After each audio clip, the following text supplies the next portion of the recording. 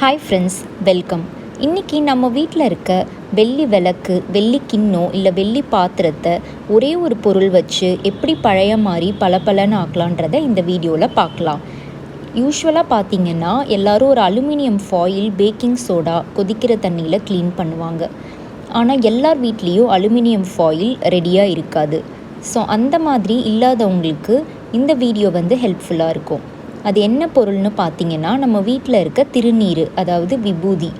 நல்லா இந்த வெள்ளி கிண்ணத்தை தண்ணியில் கழுவிட்டு சும்மா கையாலே அந்த திருநீரை எடுத்து நீங்கள் நல்லா தேய்ச்சிங்கனாலே அந்த ஆக்சிடைஸ் ஆகிருக்க அந்த வெள்ளி மேலே ஆக்சிடைஸாக பிளாக் கலரில் ஆக்சிடைஸ் ஆகிருக்கதெல்லாம் அப்படியே கரைஞ்சிரும். நம்ம கையிலே அந்த கருப்பெல்லாம் ஒட்டிட்டு உங்களுக்கு வீடியோவில் பார்த்தாலே தெரியும், லைவாகவே அப்படியே பளபளன்னு ஆகிட்டே வருது தேய்க்க தேய்க்க. நான் ஒரு பாதி மட்டும் தேய்ச்சிட்டு நான் உங்களுக்கு காமிக்கிறேன் எப்படி இருக்குன்னு. இது நம்ம கையால் தேய்ச்சாலே போயிடும். நீங்கள் வேணும்னா நீங்கள் ஒரு புது ஸ்க்ரப்பரால் கூட நீங்கள் இதை ஸ்க்ரப் பண்ணிக்கலாம். இப்போ நான் இதை உங்களுக்கு கழுவிட்டு காமிக்கிறேன். இப்போ பார்த்திங்கன்னா தேய்க்காத சைடு பார்த்திங்கன்னா பிளாக் கலரில் இருக்குது. நம்ம விபூதி வச்சு தேய்ச்ச சைடு பார்த்திங்கன்னா பளபளன்னு நம்ம வெள்ளி கலருக்கே வந்துருச்சு.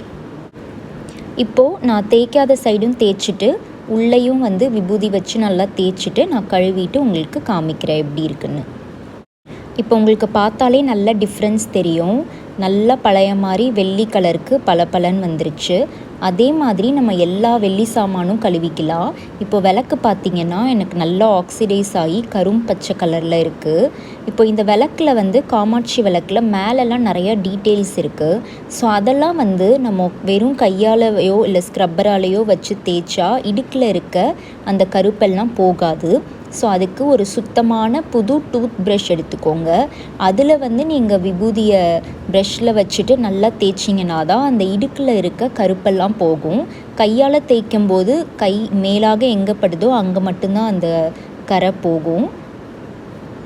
இப்போ என்கிட்ட ப்ரஷ் இல்லாததுனால நான் ஜஸ்ட் கையால் தேய்க்கிறேன். நீங்கள் ப்ரஷ் வச்சு தேய்ச்சிங்கன்னா உள்ளே இருக்க அழுக்கு கூட சுத்தமாக போயிடும்.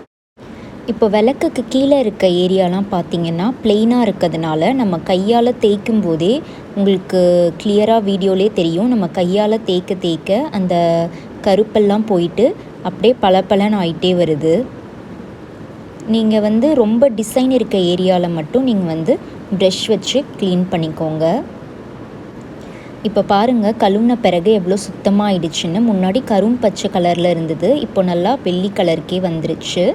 நீங்களும் இந்த மெத்தடை உங்கள் வீட்டில் ட்ரை பண்ணி பார்த்துட்டு உங்கள் ஃபீட்பேக்கை எனக்கு கமெண்ட்டில் சொல்லுங்கள். தேங்க்ஸ் ஃபார் வாட்சிங்.